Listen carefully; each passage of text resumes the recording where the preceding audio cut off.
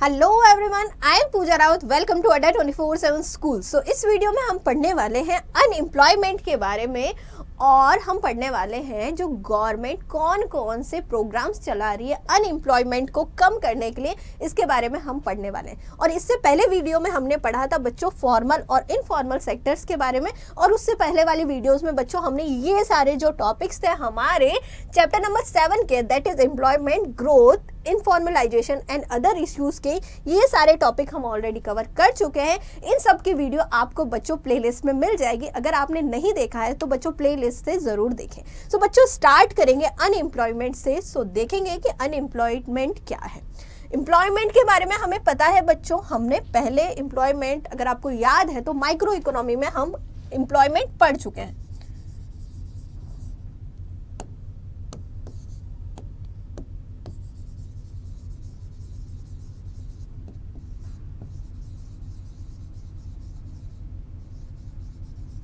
हम micro economics में employment equilibrium के बारे में पढ़ चुके हैं। उसमें हमने कंडीशंस देख रखी है कि कौन कौन सी एम्प्लॉयमेंट की कंडीशन है, एम्प्लॉयमेंट इक्विलिब्रियम की कंडीशन। अब बच्चों बात करते हैं अनएम्प्लॉयड। अनएम्प्लॉयमेंट या फिर अनएम्प्लॉयड कौन होते हैं? जिनको एम्प्लॉयमेंट नहीं मिलता वो सारे अनएम्प्लॉयड है। नॉर्मल एक लेमैन की लैंग्वेज में क्या हो गया बच्चों, जिस भी पर्सन को या जिस भी वर्कर को अगर एम्प्लॉयमेंट नहीं मिला, अगर वो वर्क नहीं कर रहा है, कोई प्रोडक्शन नहीं कर रहा है, तो बच्चों वो क्या है बच्चों, अनएम्प्लॉयड है। बिल्कुल सही है।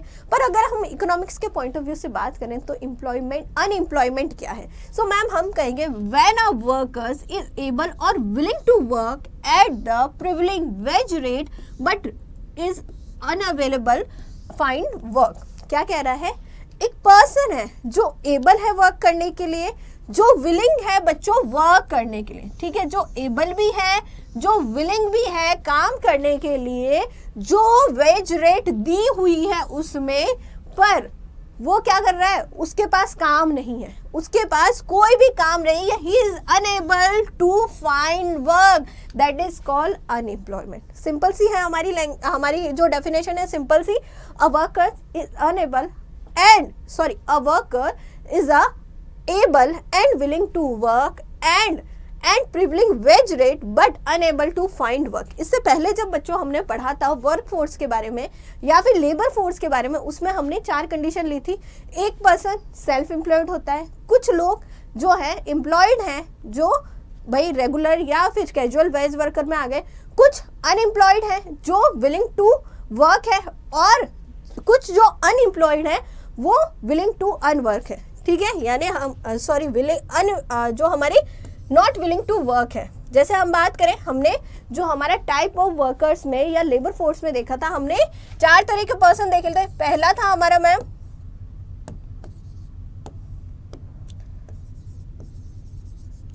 वर्कर में 4 देखे थे। पहला था सेल्फ एम्प्लॉयड,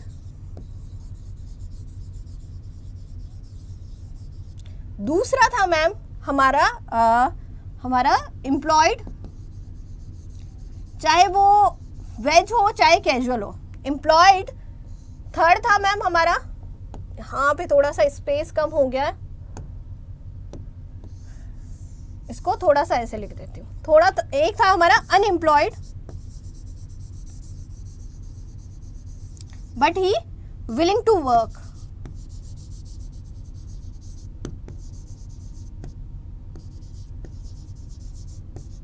और एक था मैम अनएम्प्लॉयड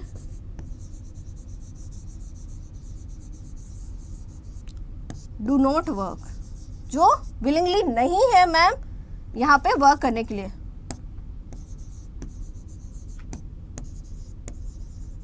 ठीक है मैम, ये हमने 4 कैटेगरी देखी थी वर्कफोर्स की, जिसमें सेल्फ एम्प्लॉयड आ गया, हमारा एम्प्लॉयड आ गया, ठीक है। अनएम्प्लॉयमेंट में 2 कैटेगरी थी। पहली थी मैम एक जो अनएम्प्लॉयड पर्सन है जो काम करना चाहता है, वो विलिंग टू वर्क है पर उसको काम नहीं मिल रहा है, ठीक है, एक ये हो गई। एक मैम अनएम्प्लॉयमेंट में कैटेगरी थी जो पर्सन एबल है पर वो काम नहीं करना चाहता। अब वो काम करना नहीं चाहता तो बच्चों यहाँ पे वो कंसिडर नहीं होगा। सो अनएम्प्लॉयमेंट में कौन सा कंसिडर होगा? वो पर्सन जो एबल है, जो विलिंग है, बट उसको काम नहीं मिल रहा, वो किस में हो गया? अनएम्प्लॉयमेंट में आ गया। सो मैम अनएम्प्लॉयमेंट हमारा ये हो गया। या फिर हम कहें अनएम्प्लॉयमेंट को कुछ जो स्कॉलर हैं वो क्या कहते हैं, अनएम्प्लॉयमेंट या फिर हमारे कुछ इकोनॉमिक्स हैं वो उन्होंने क्या कहा, अनएम्प्लॉयमेंट क्या है, unemployed person as one who is not able to get employment of even 1 hour in the half day. क्या कहा है यहाँ पे, अनएम्प्लॉयमेंट कौन है, इकोनॉमिस्ट जो थे उन्होंने कहा था अनएम्प्लॉयड पर्सन कौन सा है, या फिर अनएम्प्लॉयड पर्सन जो है वो किस कैटेगरी में आता है, हम कहेंगे कि भाई कोई भी पर्सन है अगर उसको आधे दिन में, हाफ डे में भी 1 आवर का, 1 घंटे का भी वर्क नहीं मिला है या उसको काम नहीं मिला है, सो मैम वो क्या है मैम, हमारे लिए अनएम्प्लॉयड है। ये हमने बच्चों जर्नल वाली जो हमारी डेफिनेशंस थी वो देखी है, इसको हमने समझा है, अनएम्प्लॉयमेंट का मीनिंग यहाँ पे देखा।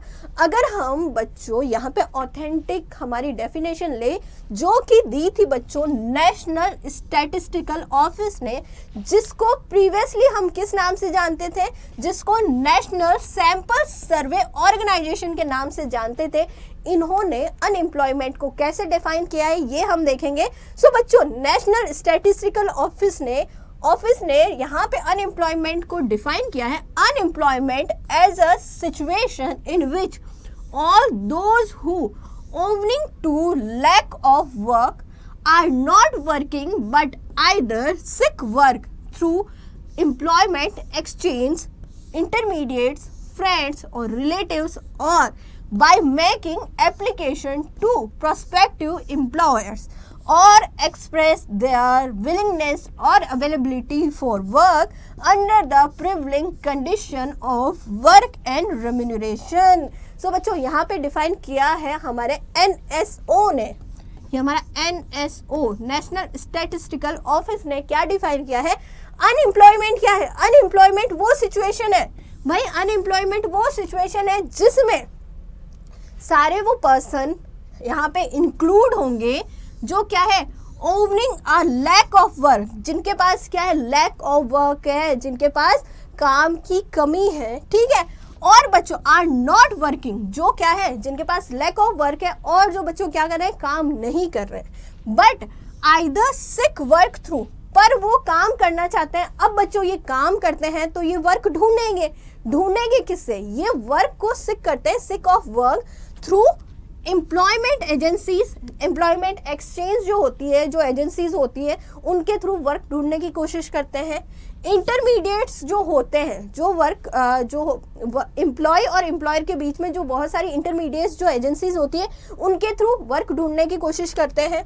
फ्रेंड्स के थ्रू, रिलेटिव्स के थ्रू वर्क ढूंढने की कोशिश करते हैं, और क्या करते हैं, उनसे एप्लीकेशन क्या करते हैं, by making application to prospective employers, ठीक है, इनके थ्रू ये जो मीडिएटर्स हो गए, जैसे कि हमारा एम्प्लॉयमेंट एक्सचेंज हो गया, इंटरमीडिएट्स हो गए, फ्रेंड्स हो गए, रिलेटिव्स हो गए, इनके थ्रू क्या करते हैं, ये जो एम्प्लॉयर्स हैं, जो जहाँ पे उनको वर्क करना है उनको क्या करते हैं, अपना एप्लीकेशंस भेजते हैं, ठीक है, उनके थ्रू वो यहाँ पे क्या करते हैं, एप्लीकेशन भेजते हैं और वर्क ढूंढने की क्या करते हैं, एक तरह से यहाँ पे रिक्वेस्ट करते हैं कि हमें क्या दो, वर्क दे दो, एक्सप्रेस देयर विलिंग्स, ठीक है, और क्या करते हैं, एप्लीकेशन के थ्रू वो क्या करते हैं, एक्सप्रेस करते हैं विलिंगनेस और अवेलेबिलिटी फॉर वर्क, ठीक है, यहाँ पे एक्सप्रेस क्या कर रहे हैं कि भाई हम काम करने के लिए तैयार हैं, हम विलिंगली काम करने के लिए तैयार और अवेलेबल है, ठीक है, अंडर द प्रिविलेजिंग कंडीशन, और जो आपने जो कंडीशन दी है उसके अकॉर्डिंग हम काम करने के लिए तैयार हैं, जो वेज है, जो रेम्यूनरेशन है उसके अकॉर्डिंग हम काम करने के लिए तैयार हैं। सो बच्चों ये जो डेफिनेशन थी ये हमारे NSO ने दी है। डेफिनेशन आपको थोड़ी बड़ी लग रही होगी पर बच्चों ज़्यादा बड़ी नहीं है, ये डेफिनेशन जनरल सी चीज़ें हैं, ठीक है, बहुत जनरल सी चीज़ें हैं इसमें लिखी हुई है।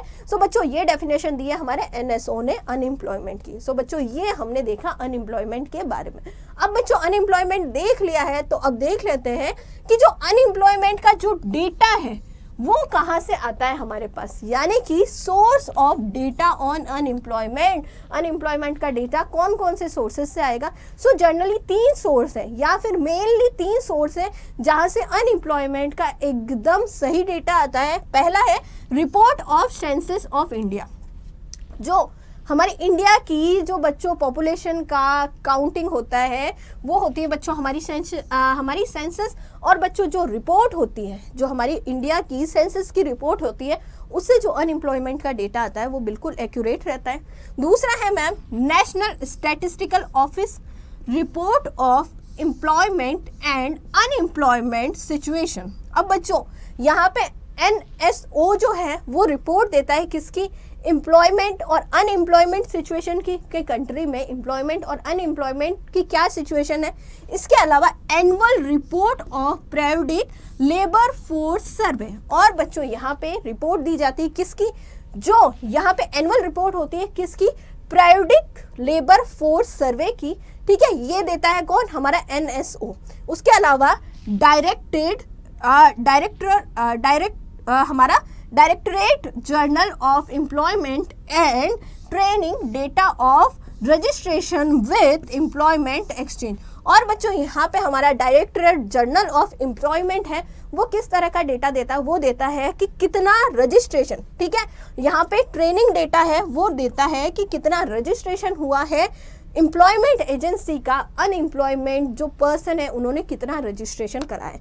सो जनरली ये जो 3 सोर्सेज है बच्चों वहाँ से हमें अनएम्प्लॉयमेंट का डेटा मिलता है। सो बच्चों ये हमने देखा। अब बच्चों इसके अलावा ये सारी रिपोर्ट तो आती है, इसके अलावा और कौन कौन सा अगर हम देखें तो क्या क्या हम मेजरमेंट कर सकते हैं या कौन कौन से डेटा और अवेलेबल हो सकता है। सो बच्चों ये जो एजेंसीज हैं या फिर ये जो सोर्सेज हैं वो क्या करते हैं, provide different estimates of unemployment.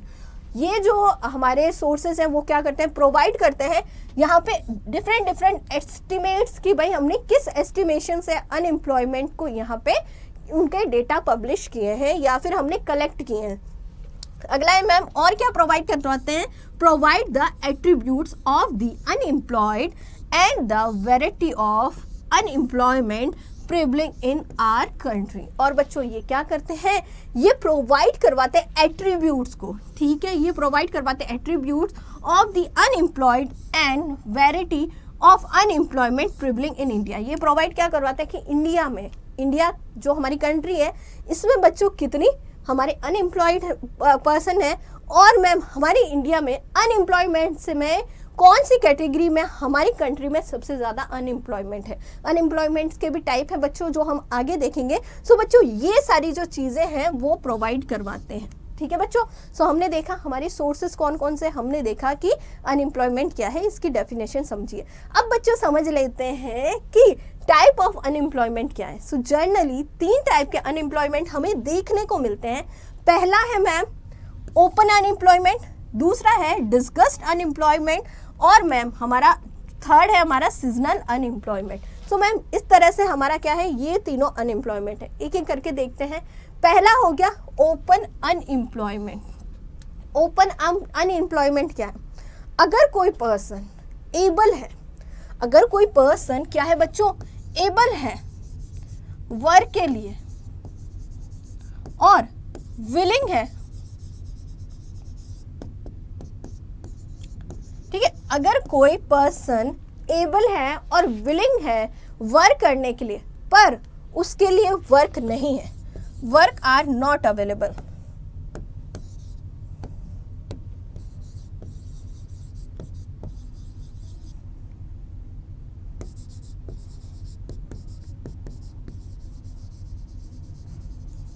Okay. So हम कहेंगे मैम क्या हो गया, अगर हम कहेंगे a person who is able to work and a person who is willing to work but there are no any work available for that person, it is called unemployment and the category is open unemployment. So हम कहेंगे ma'am it is a situation in which a person wants to work at the current wage rate but does not get work, ठीक है बच्चों। क्या हो गया, यहाँ पे जो पर्सन होगा, कोई भी पर्सन, वो क्या है, वो काम करना चाहता है, want to work At a current wage rate, he is willing to work, but there is no any job for them, no any work for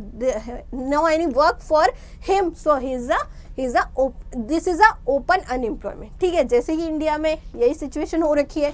India में अगर हम बात करें, हमारे पास हमारा जो यूथ है, जो पॉपुलेशन है, वो अच्छी खासी एजुकेशन लेके बैठा हुआ है, पर उनके लिए एम्प्लॉयमेंट नहीं है. सो मैम ये वाली जो कंडीशन है वो क्या हो गई, ओपन अनएम्प्लॉयमेंट की कंडीशन हो गई. और इस सिचुएशन में क्या होता है कि एम्प्लॉयमेंट की सप्लाई ज़्यादा है और एम्प्लॉयमेंट की डिमांड कम है. सो ये जो एम्प्लॉयमेंट है इसको हम अंडर एम्प्लॉयमेंट की कंडीशन भी कहते हैं. ठीक है बच्चों, सो यहाँ पे हमने पहला अनएम्प्लॉयमेंट देख लिया, वो था हमारा ओपन अनएम्प्लॉयमेंट.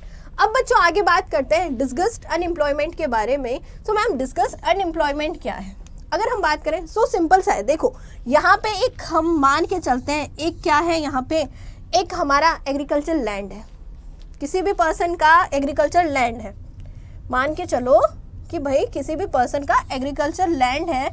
अब बच्चों इस लैंड में प्रोडक्टिविटी होगी, भाई प्रोडक्टिविटी होगी कि एग्रीकल्चर क्रॉप लगी होगी. अब बच्चों उस एग्रीकल्चर क्रॉप के लिए या फिर उस एग्रीकल्चर लैंड के लिए यहाँ पे सिर्फ 4 लेबर की ज़रूरत है. ठीक है, यहाँ पे इस एग्रीकल्चर लैंड में सिर्फ 4 लेबर की ज़रूरत है, वो यहाँ पे मैक्सिमम आउटपुट दे सकते हैं. ठीक है, अब मैम इन 4 लेबर्स के अलावा और लेबर का हम यूज़ करते हैं. जैसे हमने 6 लेबर का यूज़ कर लिया.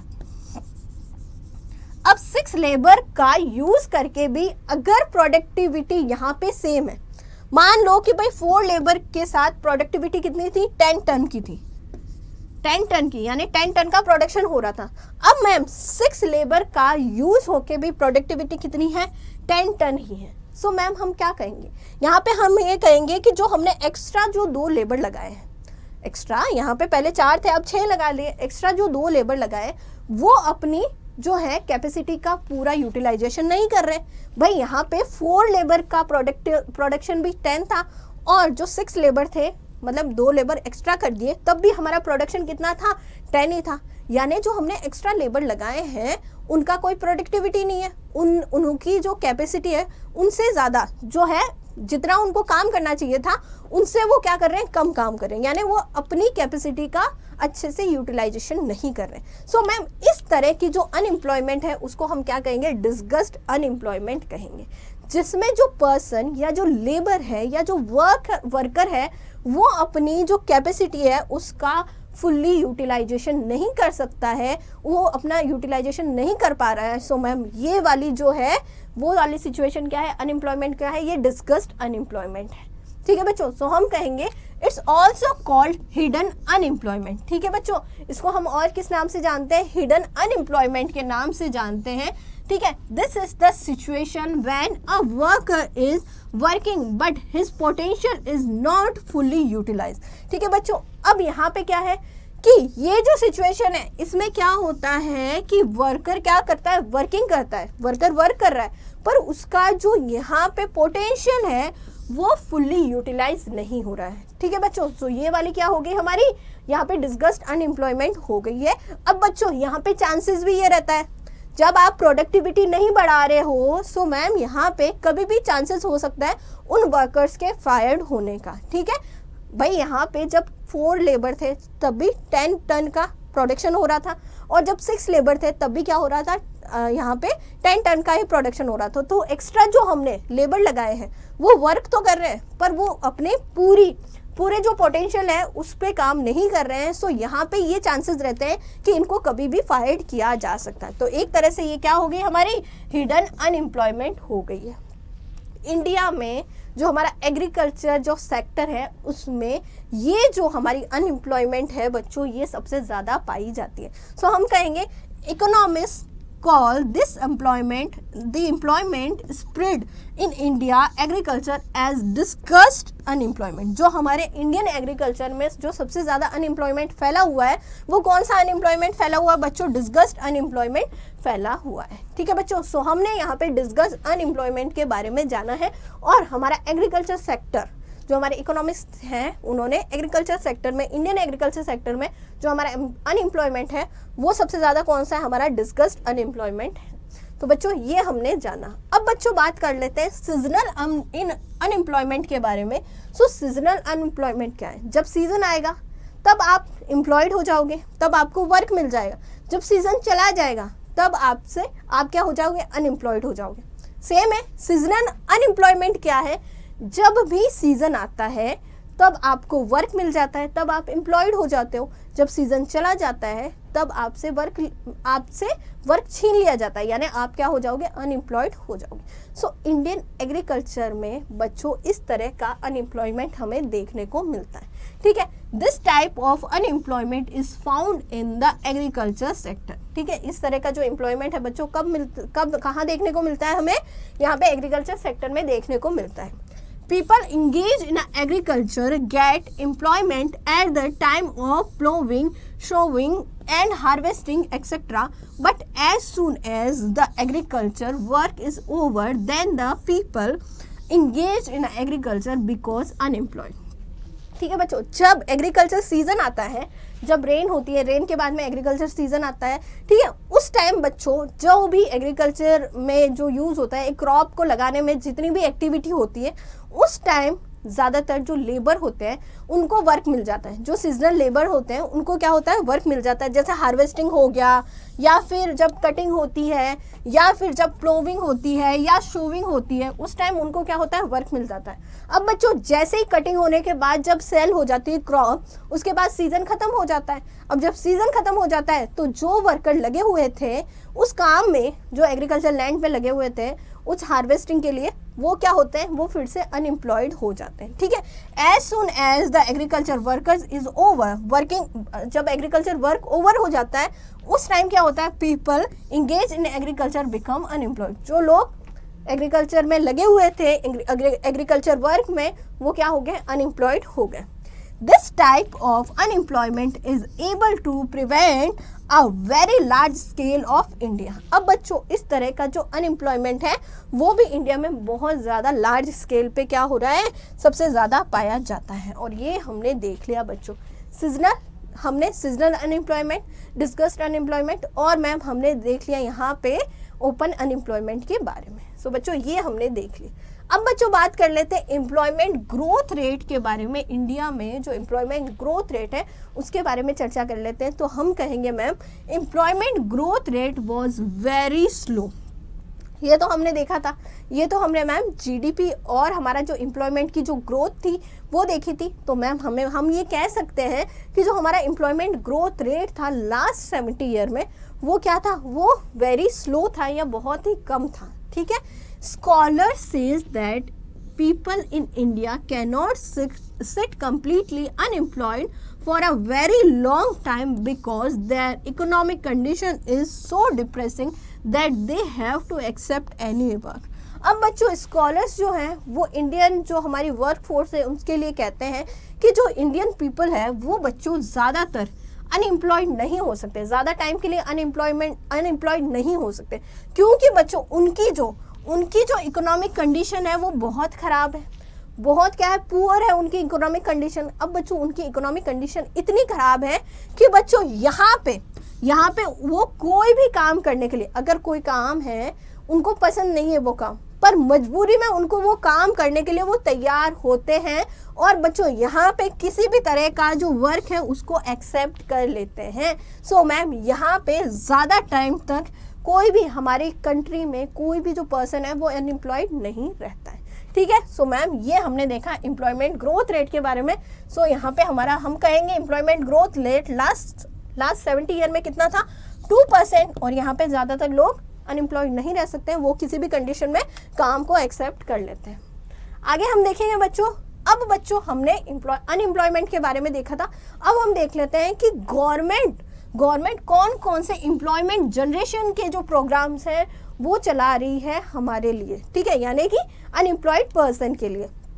सो मैम हम कहेंगे the central and state government take initiative and generate employment to facilitate a decent living for low income families through various measure. अब बच्चों यहाँ पे स्टेट गवर्नमेंट और सेंट्रल गवर्नमेंट दोनों ही बच्चों इनिशिएटिव ले रही है और जनरेट कर रही है एम्प्लॉयमेंट किसके लिए? जो बच्चों अनएम्प्लॉयड पर्सन है या जो बच्चों बहुत ही लो इनकम में जी रहे हैं, उनके लिए यहाँ पे बच्चों क्या कर रही है, यहाँ पे उनके लिए एम्प्लॉयमेंट जनरेट कर रही है। अब बच्चों देखते हैं किस तरह से यहाँ पे जनरेशन होता है। सो यहाँ पे देखेंगे the central and the state government have create an initiated various job for better living condition for low income families. The Parliament of India has passed the National Rural Employment Guarantee Act 2005. अगर हम बात करें सो नरेगा 2005 में आया था, जहाँ पे parliament of India ने इसको पास किया था इस बिल को। और ये एक तरह से एक्ट है मैम, जिसमें क्या होता है 100 डे का एम्प्लॉयमेंट मिलता है। इसके बारे में हमने देखा था कि ये जो है मैम कहाँ है, रूरल एरिया में है।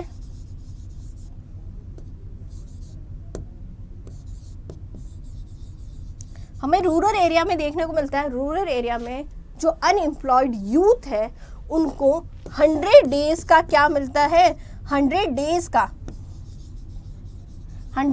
का जो लेस फिजिकल वर्क है वो करने के लिए क्या मिलता है, एम्प्लॉयमेंट मिलता है।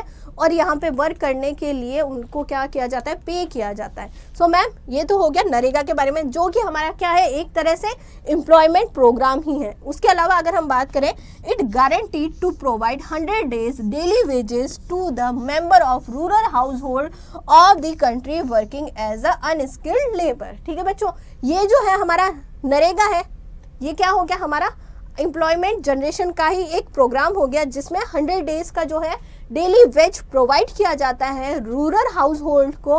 किसके लिए, यहाँ पे working as a unskilled labour के रूप में। सो मैम यहाँ पे हमने देखा। इसके अलावा अगर हम देखें सो बहुत सारे प्रोग्राम है, ये तो हमने एक देखा, बहुत सारे प्रोग्राम ऑलरेडी हम पॉवर्टी में देख चुके हैं। पॉवर्टी में हमने देखा था ना कि 3 तरह के जो प्रोग्राम जो है गवर्नमेंट चला रही है, जिसमें क्या था, पहला था कि गवर्नमेंट जीडीपी के बेसिस पे पॉवर्टी कम करने की कोशिश कर रही थी। दूसरा था कि पॉवर्टी कम करने की कोशिश कर रही थी किसको, एम्प्लॉयमेंट देके। तीसरा था मैम कि जो पुअर लोग हैं, पुअर पीपल हैं, उनको फैसिलिटीज़ देने की कोशिश कर रही थी। जो हमने सेकंड वाला जो हमारा प्रोग्राम था कि भाई लोगों को एम्प्लॉयमेंट दो और पुअर्टी कम हो जाएगी, वो सारे प्रोग्राम बच्चों एम्प्लॉयमेंट जनरेशन में हमारे आ जाएंगे।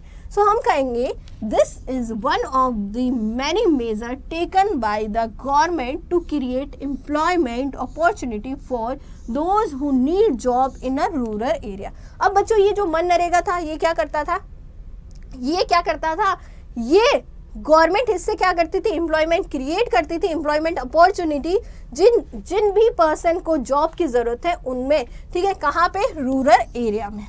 Since independence the federal and the state government have been playing a very important role in creating opportunity for employment generation.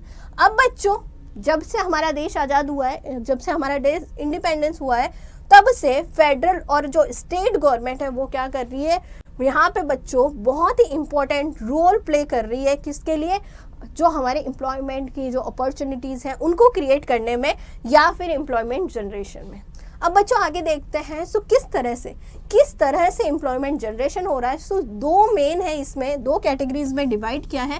पहला है मैम डायरेक्ट और दूसरा है इनडायरेक्ट। डायरेक्ट कंडीशन क्या है या डायरेक्ट एम्प्लॉयमेंट जनरेशन क्या है, गवर्नमेंट के बहुत सारे बच्चों क्या होते हैं, बहुत सारे जो है पब्लिक जो सेक्टर की जो कंपनीज होती हैं जहाँ प्रोडक्शन होता है, या फिर जो गवर्नमेंट की बहुत सारी फैसिलिटीज़ प्रोवाइड करती है गवर्नमेंट, जैसे कि बस की हो गई या ट्रांसपोर्टेशंस की हो गई, या फिर बहुत सारे जो गवर्नमेंट के एंटरप्राइजेज हो गए, जो प्रोडक्शन यूनिट्स हो गई। अगर वहाँ पे कोई भी एम्प्लॉय है, अगर कोई भी पर्सन वहाँ पे एम्प्लॉय है, तो बच्चों यहाँ पे डायरेक्टली वो क्या कर रहा है, यहाँ पे डायरेक्टली एम्प्लॉयड हो रहा है गवर्नमेंट से। यहाँ पे गवर्नमेंट डायरेक्टली जनरेट कर रही है क्या, एम्प्लॉयमेंट।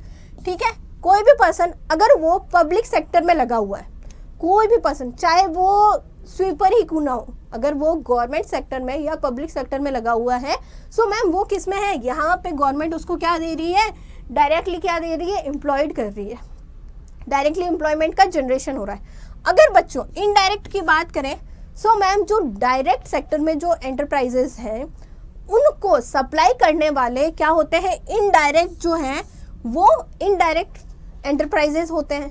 अब मैम अगर पब्लिक सेक्टर का जो प्रोडक्शन है वो बढ़ता है और इससे इनडायरेक्ट सेक्टर है यानी इनफॉर्मल सेक्टर है वो क्या होता है, उनका भी प्रोडक्शन इंक्रीज होता है। सो मैम यहाँ पे पब्लिक सेक्टर इंक्रीज होने से जो यहाँ पे जो प्राइवेट सेक्टर है उनको बेनिफिट हो रहा है। सो इस तरह का जो जनरेशन है वो कैसा हो गया, हमारा इनडायरेक्ट एफर्ट्स हो गए। देखो इसको सही से समझते हैं। मान लो एक गवर्नमेंट जो है एंटरप्राइजेस है, पब्लिक सेक्टर यूनिट है, कोई भी प्रोडक्शन हो रहा है, प्रोडक्शन है, ठीक है, प्रोडक्शन हो रहा है किसका, पब्लिक सेक्टर यूनिट का, पीएसयू का, पीएसयूज है, पब्लिक सेक्टर यूनिट है। जैसे क्लोथ का ही मान लो, क्लोथ की एक क्या है मैम, एक एंटरप्राइजेस है, एक पब्लिक सेक्टर क्या है, एक हमारा पब्लिक सेक्टर एंटरप्राइजेस है जो क्लोथ का प्रोडक्शन कर रहा है, ठीक है। अब बच्चों ये जो क्लोथ का प्रोडक्शन है इसमें जो एम्प्लॉयज लगे हुए हैं, जो इस एंटरप्राइज में लगे हुए हैं वो क्या हो गए, यहाँ पे डायरेक्टली गवर्नमेंट उसको क्या कर रही है, उनको हायर कर रही है, उनको एम्प्लॉयमेंट दे रही है। सो डायरेक्टली यहाँ पे क्या हो रहा है, एम्प्लॉयमेंट जनरेट हो रहा है। अब मैम क्लोथ के लिए रॉ मटेरियल की जरूरत होती है,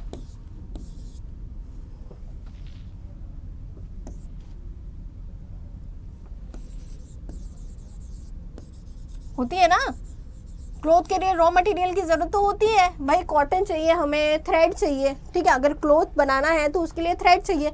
अब बच्चों गवर्नमेंट यहाँ थ्रेड कहाँ से लेगी, प्राइवेट सेक्टर से, मान के चलो कि प्राइवेट सेक्टर से ले रही है, प्राइवेट सेक्टर से क्या ले रही है, यहाँ पे थ्रेड ले रही है। अब बच्चों प्राइवेट सेक्टर सेल कर रहा है थ्रेड किसको, यहाँ पे रॉ मटेरियल किसको, यहाँ पे पब्लिक सेक्टर यूनिट को, जो हमारी गवर्नमेंट जो एंटरप्राइज है उसको सेल कर रहा है। अब बच्चों अगर यहाँ पे पीएसयू क्या करना चाह रही है, प्रोडक्शन को इंक्रीज करना चाह रही है, ठीक है, अगर प्रोडक्शन को इंक्रीज करेगी, वो चाहती है कि हमारा प्रोडक्शन इंक्रीज हो, हम जितने क्लोथ पहले बनाते थे उससे ज्यादा क्लोथ बनाए, ठीक है। अगर प्रोडक्शन इंक्रीज होगा सो मैम रॉ मटेरियल भी ज्यादा चाहिएगा, रॉ मटेरियल तो ज्यादा चाहिएगा, थ्रेड ज्यादा चाहिएगा। अब बच्चों थ्रेड ज्यादा चाहिएगा तो बच्चों प्राइवेट सेक्टर थ्रेड कब ज्यादा देगा, जब वो प्रोडक्शन ज्यादा करेगा, जब थ्रेड का प्रोडक्शन ज्यादा करेगा।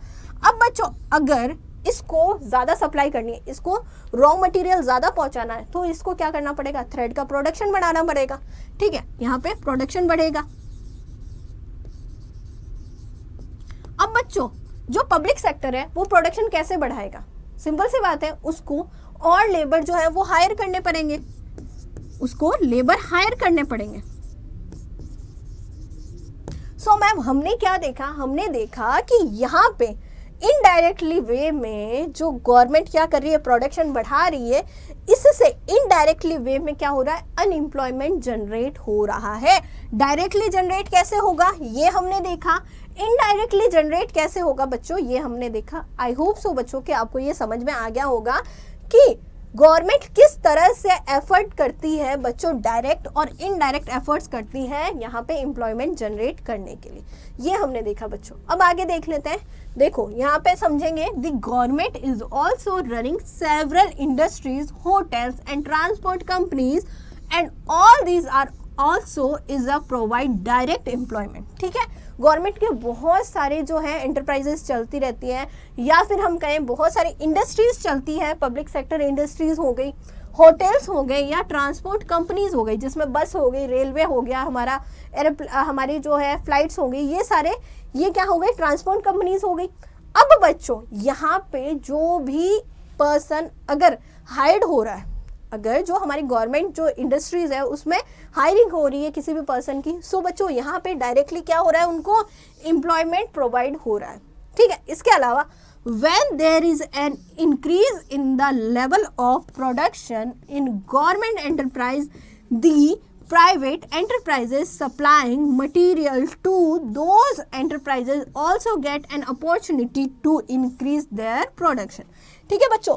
यहाँ पे हमने ऑलरेडी हम समझ चुके हैं, अगर क्या होता है, गवर्नमेंट एंटरप्राइज क्या करना चाह रही है, प्रोडक्शन इंक्रीज करना चाह रही है, सो बच्चों इसके लिए इंक्रीज करने के लिए क्या जरूरत होगी, यहाँ पे रॉ मटेरियल की ज्यादा जरूरत होगी। अब बच्चों जो प्राइवेट एंटरप्राइज है वो रॉ मटेरियल की सप्लाई कर रहा है, अब बच्चों रॉ मटेरियल, जब प्रोडक्शन इंक्रीज करना है तो रॉ मटेरियल भी बढ़ेगा। अब जब बच्चों रॉ मटेरियल ज़्यादा बढ़ेगा, रॉ मटेरियल का क्या होगा, प्रोडक्शन ज़्यादा होगा, सो मैम क्या होगा, उस समय ज़्यादा एम्प्लॉयमेंट जनरेट होगा। यह कैसे होगा ये हमने देख लिया।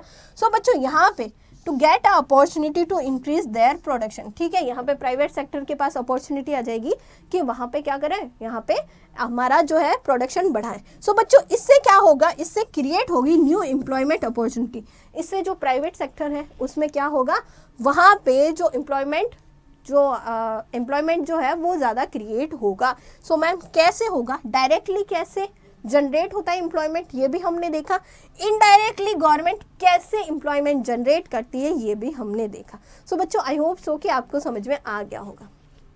अब आगे देखते हैं बच्चों, प्रोग्राम्स के बारे में देखते हैं। Many programs run by the government for poverty alleviations in also done through employment generation, they are also called employment generation program। अब बच्चों देखते हैं कि कौन कौन से, यहाँ पे बहुत सारे गवर्नमेंट जो है क्या करती है, यहाँ पे जनरेट करती है, एम्प्लॉयमेंट जनरेशन के प्रोग्राम्स चला रही हैं, जिससे क्या होती है, पॉवर्टी कम हो जाएगी। सो बच्चों देखते हैं कौन कौन से प्रोग्राम्स हैं। तो यहाँ पे अगर हम देखें सो कुछ प्रोग्राम्स हैं, यहाँ पे हमने 10 प्रोग्राम्स लिए हैं, इसके अलावा भी बहुत सारे प्रोग्राम गवर्नमेंट चलाती है। सो बच्चों अगर हम देखें तो national food for work programme है, जिसमें हम ऑलरेडी इसके बारे में पढ़ चुके हैं कि भाई जो हमारे कुछ जो स्टेट है उनका कुछ जो रूरल एरिया है वहाँ पे जो पुअर पर्सन हैं उनको क्या मिलता है, वर्क मिलता है, और वर्क के बदले में क्या दिया जाता है, उनको यहाँ पे फूड दिया जाता है, ग्रेन दिए जाते हैं, या फिर जो ग्रेन नहीं लेना चाहता उनको मनी प्रोवाइड की जाती है। ठीक है बच्चों, तो पहला प्रोग्राम हो गया नेशनल फूड वर्क प्रोग्राम। दूसरा है training of rural youth for self employment. Third है national rural employment program. Fourth is rural landless employment guarantee program. Fifth is Jawahar Rozgar Yojana. Six is rural employment generation program. 7 is Prime Minister Rozgar Yojana for educated unemployed youth. 8 is स्वर्ण जयंती शहरी रोजगार योजना, स्वर्ण जयंती ग्राम रोजगार योजना और संपूर्ण ग्रामीण रोजगार योजना। सो मैम ये कुछ जो प्रोग्राम्स हैं ये क्या है मैम, एम्प्लॉयमेंट जनरेशन करने के प्रोग्राम है जो हमने देखे। इसके अलावा बहुत सारी स्टेट्स भी क्या करते हैं, अपने अपने स्टेट्स में उनके अकॉर्डिंग क्या करते हैं, प्रोग्राम स्टार्ट करती हैं। ये गवर्नमेंट जो हमारी सेंट्रल गवर्नमेंट है वो भी क्या करती है बच्चों, प्रोग्राम स्टार्ट करती है। ठीक है बच्चों, ये हमने देखा। सो बच्चों ये सारे प्रोग्राम क्या करते हैं ज़रा एक बार देख लेते हैं। Such programs not only provide employment but also help in purchasing primary public health, primary education, rural housing, rural water supply, nutrition, income generation and employment. अब बच्चों ये जो प्रोग्राम्स हैं वो सिर्फ ऐसा नहीं है कि सिर्फ एम्प्लॉयमेंट जनरेट करते हैं, ठीक है। इसके अलावा बच्चों वो किस में हेल्प करते हैं, वो हेल्प करते हैं कि भाई प्राइवेट हमारे प्राइमरी पब्लिक जो हेल्थ है उनको परचेज कर सकें, प्राइमरी एजुकेशन है उनको हम क्या कर सकते हैं, अवेल कर सकते हैं, जो रूरल हाउसिंग है वो परचेज कर लो, हमारा रूरल वाटर सप्लाई है वो कर लो, इनकम जनरेशन के लिए और एम्प्लॉयमेंट के लिए ये क्या करते हैं, हेल्प करते हैं। आगे हम देखेंगे मैम, ठीक है, एम्प्लॉयमेंट गैदरिंग एसेट्स, ठीक है, इससे हम एम्प्लॉयमेंट गैदरिंग एसेट्स भी कर सकते हैं। Generation of community assets through generation of daily veg employment, और इससे क्या कर सकते हैं, जो हमारा डेली वेज एम्प्लॉयमेंट है वो भी जनरेट हो सकता है। ठीक है बच्चों, तो बच्चों इन प्रोग्राम से ये सारी जो चीज़ें हैं उनमें भी क्या मिलती है, हेल्प मिलती है। आगे हम देखेंगे the workers of development construction of house and sanitation facility assistance for house construction of rural roads and a development of burden land etc are completed। ठीक है बच्चों, इसके अलावा अगर हम बात करें सो बच्चों इससे क्या होता है, वर्क्स ऑफ डेवलपमेंट, इससे डेवलपमेंट होता है और कंस्ट्रक्शन होता है घरों का, सैनिटाइजेशन फैसिलिटीज़ होती है, असिस्टेंस होता है होम कंस्ट्रक्शन का या हाउस कंस्ट्रक्शन का, कंस्ट्रक्शन ऑफ रूरल एरिया या फिर डेवलपमेंट जो है हमारे लैंड का, जो हमारी बैरन लैंड का यहाँ पे क्या हो गया, ऑलरेडी कंप्लीट कर चुकी है गवर्नमेंट। सो बच्चों यहाँ पे हमने देखा कि भाई एम्प्लॉयमेंट जनरेशन प्रोग्राम कौन कौन से हैं और इन प्रोग्राम से किस तरह की जो हेल्प है वो गवर्नमेंट प्रोवाइड करवाती है अनएम्प्लॉयड पर्सन को। सो बच्चों आज के सेशन में हमने देखा था कि अनएम्प्लॉयमेंट क्या है, टाइप ऑफ अनएम्प्लॉयमेंट क्या है। इसके अलावा हमने देखा था कि इंडिया में एग्रीकल्चर में सबसे ज़्यादा कौन सा अनएम्प्लॉयमेंट फैला हुआ है। इसके अलावा अगर हम बात करें मैम, हमने गवर्नमेंट के जो अनएम्प्लॉयमेंट या फिर एम्प्लॉयमेंट जनरेशन के जो प्रोग्राम्स थे उनके बारे में चर्चा की थी। हमने थोड़े बहुत प्रोग्राम्स देखे थे। बहुत सारे प्रोग्राम्स होते हैं जो अनएम्प्लॉयमेंट या फिर पॉवर्टी को कम करने के लिए काम में आते हैं। आई होप सो बच्चों कि आपको ये वीडियो पसंद आया होगा। Thank you.